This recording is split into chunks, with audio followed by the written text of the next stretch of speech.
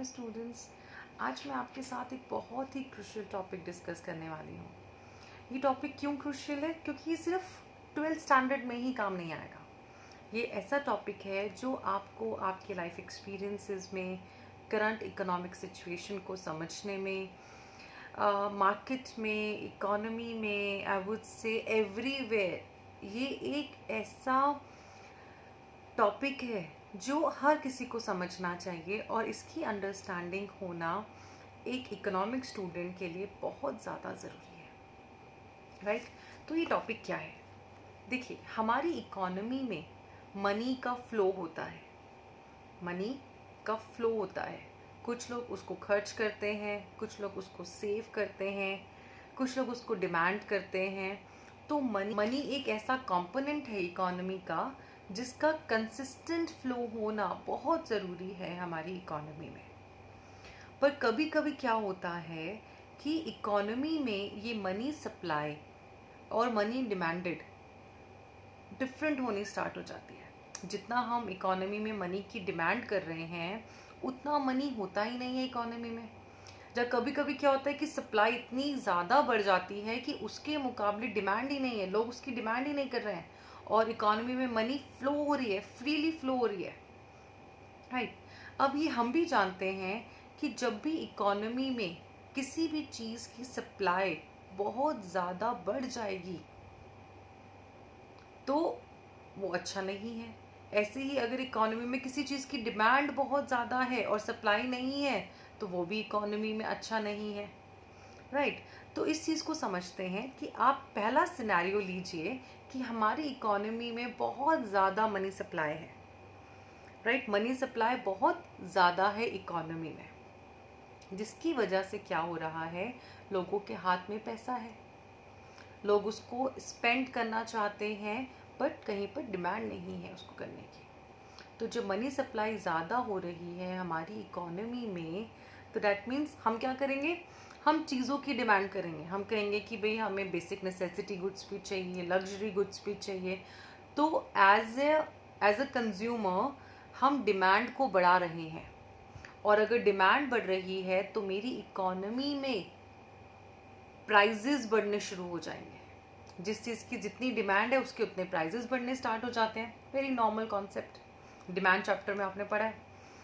तो money supply ज़्यादा होने से क्या हुआ, हमने प्रोडक्ट्स की डिमांड करनी ज़्यादा स्टार्ट कर दी। ज़्यादा डिमांड होने से प्राइजेस बढ़ गए।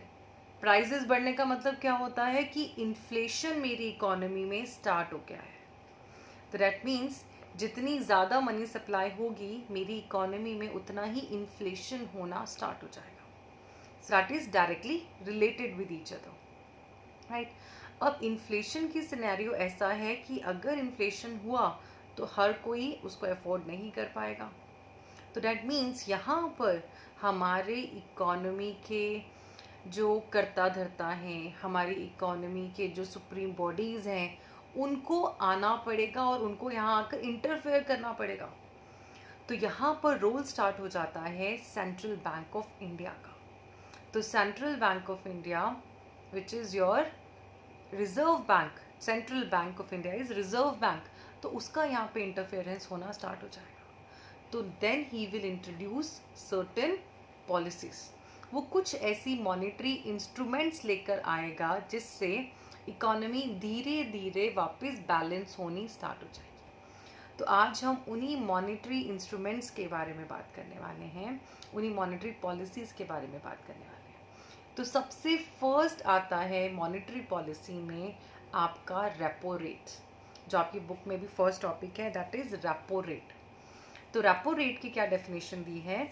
It is a rate at which central bank of India lends money to commercial banks in the event of any shortfall of the funds.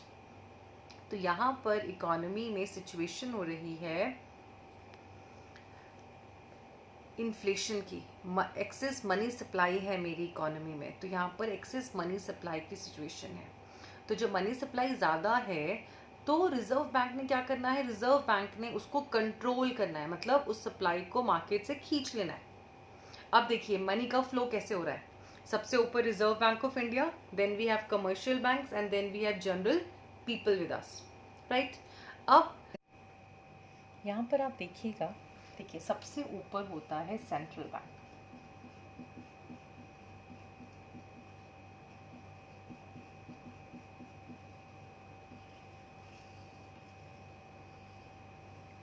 Right. Then central bank के नीचे आते हैं आप सबके कमर्शियल बैंक्स। कमर्शियल बैंक्स में आपके public sector banks भी आ गए हैं, प्राइवेट बैंक्स भी आ गए हैं, अदर कोऑपरेटिव बैंक्स भी आ जाते हैं।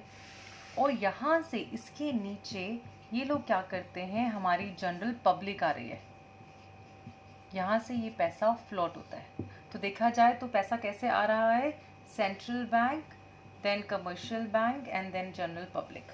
तो पैसा इस तरह से मार्केट में फ्लोट कर रहा है। और पैसा डिपॉजिट कैसे हो रहा है, पब्लिक ये पैसा डिपॉजिट करती है कमर्शियल बैंक्स के पास, कमर्शियल बैंक्स को कुछ अमाउंट सेंट्रल बैंक्स के पास रखना पड़ता है। तो इस तरह से मनी सर्कुलेट होती है इकोनॉमी के अंदर। तो यहाँ पर आप देखिएगा, जैसे ही मार्केट में मनी सप्लाई बढ़ गई, मनी सप्लाई जैसे ही मार्केट में बढ़ रही है, तो सेंट्रल बैंक का रोल यहाँ पर स्टार्ट हो जाएगा। सेंट्रल बैंक क्या करता है, सेंट्रल बैंक यहाँ पर कुछ मेजर्स करने स्टार्ट करता है। तो देखिए कैसे वर्क ऑन हो रहा है। सबसे ऊपर है सेंट्रल बैंक, उसके नीचे आते हैं commercial banks and then comes the general people. तो ये लोग हैं जिनके हाथों से हमने पैसे को खींचना है। तो सबसे पहला इंस्ट्रूमेंट जो reserve bank of India use कर रहा है उसको हम कहते हैं रेपो रेट। रेपो रेट क्या है, रेपो रेट वो एक रेट है जिससे जो कमर्शियल बैंक्स हैं वो सेंट्रल बैंक से पैसा लेते हैं, right. So it is a rate at which central bank of India lends money to commercial banks. तो अगर कमर्शियल बैंक्स को पैसा चाहिए तो वो सेंट्रल बैंक से लेगा एट अ पर्टिकुलर रेट, जिसको हम कहते हैं रेपो रेट। कि भाई इस कमर्शियल बैंक्स को पैसों की ज़रूरत है, तो रेपो रेट यहाँ पे मार्केट में 4% चल रहा है, राइट। 4% के हिसाब से जब सेंट्रल बैंक ने कमर्शियल बैंक को पैसा लेंड किया तो इन्होंने यहाँ पर 50,000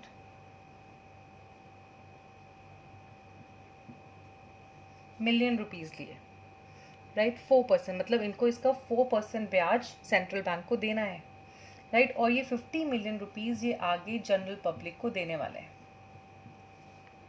राइट। अब जैसे ही मार्केट में मनी सप्लाई बहुत ज़्यादा है, सेंट्रल बैंक क्या करेगा, सेंट्रल बैंक ये रेट 4% से 8% कर देगा। मैं हाइपोथेटिकल परसेंटेज रेट ले रही हूँ, वैसे ये 1 से 2% के बीच में रहता है। तो इन्होंने ये 8% कर दिया। अब भाई अगर ज़्यादा इंटरेस्ट है तो क्या कमर्शियल बैंक्स उससे इतना लोन लेंगे सेंट्रल बैंक से, वो नहीं लेंगे, वो ये अमाउंट कम कर देंगे। वो यहाँ से सिर्फ 10 मिलियन 10,000 मिलियन ही ले रहे हैं। तो अब पहले 50,000 मिलियन मार्केट में फ्लोट कर रहा था, अब कितना फ्लोट करने वाला है, 10,000। तो अब जनरल लोगों के हाथों में कितना पैसा आ रहा है, 10,000 मिलियन, राइट। तो इस तरह से सेंट्रल बैंक ने क्या किया, उन्होंने सिर्फ एक एक्ट किया, उन्होंने जो रेट है वो 4% से 8% बढ़ा दिया है। उन्होंने कितना कर दिया है, 4% से 8% कर दिया था। उससे क्या हुआ, कमर्शियल बैंक्स ने 50,000 की जगह क्या किया, उन्होंने भी 10,000 मिलियन डॉलर्स ही लिए, 10,000 मिलियन ही लिया, उन्होंने पैसा कम लिया। क्योंकि भाई अगर इंटरेस्ट ज़्यादा है तो वो ज़्यादा कम पैसा लेंगे ना, उनको इतना देना है भाई, कमर्शियल बैंक को, सेंट्रल बैंक को इतना पैसा देना है, तो उन्होंने कम लिया। उन्होंने कम लिया तो ऑलरेडी लोगों के हाथ में पैसा कम फ्लो हो रहा है, राइट। तो इस तरह से सेंट्रल बैंक रेपो रेट के थ्रू इकोनॉमी में पैसे को कंट्रोल करते हैं। ये 10 लाख रुपए उन्होंने नीचे जनरल पब्लिक को डिस्ट्रीब्यूट किए हैं ताकि वो in the form of a loan, in the form of advances, किसी को होम लोन दिया, किसी को उन्होंने कार लोन दिया, इस तरह से वो पैसा नीचे डिस्ट्रीब्यूट किया गया है और लोगों के हाथों में पैसा है। अब क्या हो रहा है, अब इकोनॉमी में गवर्नमेंट चाहती है कि मनी सप्लाई कम हो जाए। तो मनी सप्लाई कम करने के लिए, फंडा सुनिएगा प्लीज़, सप्लाई कम करनी है तो लोगों से पैसा खींचना है, बट लोगों को पैसा दे कौन रहे हैं, कमर्शियल बैंक्स। तो कमर्शियल बैंक के हाथ टाइट करने पड़ेंगे, कमर्शियल बैंक्स के पास पैसा कम करना पड़ेगा। अगर वो कम हो जाएगा तो फिर क्या होगा, ऑलरेडी लोगों के पास पैसा पहुंचना कम हो जाएगा। तो इस सिचुएशन में रिजर्व बैंक क्या करता है, वो रेपो रेट को इंक्रीज कर देता है। 2% से 3% कर दिया, एग्जाम्पल ले रही हूँ। तो 2% से उन्होंने इस रेपो रेट को 3% कर दिया। 3% करते ही भाई जब रेट ऑफ इंटरेस्ट महंगा हो जाता है, क्या हम पैसा लेते हैं? हम नहीं लेते। तो कमर्शियल बैंक रिजर्व बैंक से पैसा लेना कम कर देगा। कम पैसा इसके हाथ में आएगा तो ये नीचे भी कम लोगों को डिस्ट्रीब्यूट कर पाएगा। तो बहुत ही एक नॉर्मल सिनेरियो क्या हुआ कि जैसे ही मनी सप्लाई इकोनॉमी में बहुत ज़्यादा हो गई तो गवर्नमेंट ने, सेंट्रल बैंक्स ने क्या किया, उन्होंने रेपो रेट को बढ़ा दिया। रेपो रेट के बढ़ाते ही कमर्शियल बैंक्स के पास पैसा कम हो गया।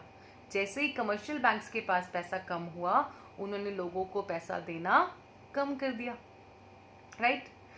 प्लस इसका इफेक्ट उसके इंटरेस्ट रेट पे भी आता है। भाई अगर रेपो रेट बढ़ा या कम हुआ तो सेंट्रल बैंक भी अपनी रेट कम करेगी या बढ़ाएगी, तो उसका अल्टीमेट इफेक्ट उसके ऊपर भी आता है और मनी सप्लाई इकोनॉमी में ऑलरेडी कम होनी स्टार्ट हो जाती है। तो हमने क्या किया, हमने ग्रैंड पेरेंट्स को ही कंट्रोल कर लिया, है ना, कि पैसा नहीं देंगे। अगर पैसा पेरेंट्स के पास नहीं आएगा तो पैसा बच्चों के पास भी नहीं जाएगा। That is called repo rate. ऐसे ही सेकंड आपका इंस्ट्रूमेंट है जिसको हम कहते हैं reverse repo rate. Reverse repo rate क्या होता है, ये वो रेट है जिस रेट पे कमर्शियल बैंक्स सेंट्रल बैंक को पैसा लेंड करते हैं, पैसा उधार पे देते हैं। तो दैट मीन्स कि ग्रैंड पेरेंट्स से पैसा ले रहे हैं एट सर्टेन रेट, जिसको हम कहते हैं reverse repo rate. Repo rate क्या था, वो रेट जिस रेट पर कमर्शियल बैंक्स सेंट्रल बैंक से पैसा ले रहे थे। रिवर्स रेपो रेट में ये वो रेट है जिस रेट पर कमर्शियल बैंक सेंट्रल बैंक को पैसा दे रहे हैं। क्या सेंट्रल बैंक को पैसों की जरूरत होती है? Yes, sometimes it also requires, क्योंकि वो बैंकर्स बैंक है, वो गवर्नमेंट का बैंक है, तो उसको भी पैसों की रिक्वायरमेंट बढ़ती है। वो लेंड करने के लिए आगे वो लोन पे लेता है, आगे वो भी सर्कुलेट करता है पूरी इकोनॉमी में पैसा। तो रिवर्स रेपो रेट को कैसे गवर्नमेंट यूज करती है, वो रिवर्स रेपो रेट के थ्रू इकोनॉमी में मनी सप्लाई कंट्रोल कर रही है। कैसे मनी सप्लाई कंट्रोल किया? देखिए भाई, मुझे पता है कि भाई अगर मैंने पैसा रिजर्व बैंक को दिया तो सबसे ज्यादा सेफ हैंड्स में मेरा पैसा है। ऐसे ही कमर्शियल बैंक्स को भी पता है कि अगर वो रिजर्व बैंक को कोई पैसा लेंड कर रहे हैं तो सबसे ज्यादा सेफ है, इंस्टेड कि वो नीचे पीपल को करे लेंड। तो पीपल से सेफ तो क्या है? Grand parents. तो अगर वो ग्रैंड पेरेंट्स को पैसा दे रहा है, सेंट्रल बैंक को पैसा दे रहा है, तो उसको पता है कि मेरा पैसा बहुत सेफ है। तो जब गवर्नमेंट को इकोनॉमी से पैसा खींचना होता है, मनी सप्लाई जब ज़्यादा होती है, इकोनॉमी से पैसा खींचना चाहती है गवर्नमेंट, तो वो क्या करती है, वो रिवर्स रेपो रेट को इंक्रीज कर देती है। रिवर्स रेपो रेट के इंक्रीज होते ही भाई क्या होगा, कमर्शियल बैंक्स रिजर्व बैंक को पैसा देना स्टार्ट करेंगे, बल्कि वो चाहेंगे कि ज़्यादा पैसा उनको दिया जाए, क्योंकि इस पे उनको अच्छा रेट ऑफ इंटरेस्ट मिल रहा है, राइट। तो वो पैसा वहाँ फ्लो होगा और पैसा नीचे लोगों के पास जाना कम हो जाएगा।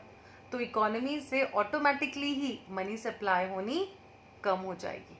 तो मनी सप्लाई को इस तरह से सेंट्रल बैंक अपनी तरफ खींच लेता है, अपनी तरफ वो खींच के पैसे को अपने पास ले आता है और इकोनॉमी में कंसिस्टेंट फ्लो कर देता है मनी सप्लाई का, right. So I hope repo rate and reverse repo rate दोनों रेट्स आपको बहुत अच्छे तरीके से क्लियर हो गए हैं।